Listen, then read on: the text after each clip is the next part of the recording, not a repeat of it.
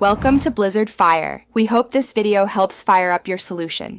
In this video, I will explain how to make truffle chocolate at home. First, you'll need to gather your ingredients, focusing on quality chocolate and heavy cream. Gently heat the cream in a saucepan until it just starts to simmer, but do not boil it. Then, pour this warm cream over your finely chopped chocolate in a heat-proof bowl.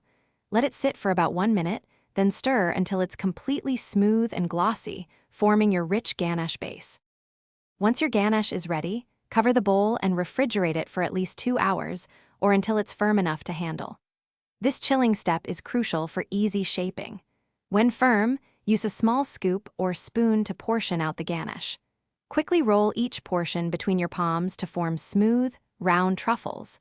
Try to work efficiently to keep the ganache from melting too much from the warmth of your hands. Now for the fun part, coating your truffles.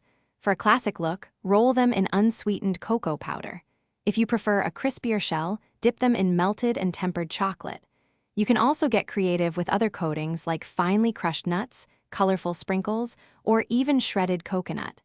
Just make sure to coat them evenly for a beautiful and delicious finish. This step truly personalizes your homemade treats. To keep your delicious homemade truffles fresh, store them in an airtight container in the refrigerator. They will stay delightful for up to 2 weeks. Before serving, it's best to let them sit at room temperature for about 15 minutes.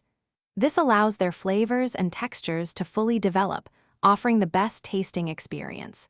Enjoy sharing these wonderful chocolate creations with your loved ones. Thanks for watching. If you found this helpful, don't forget to like and subscribe.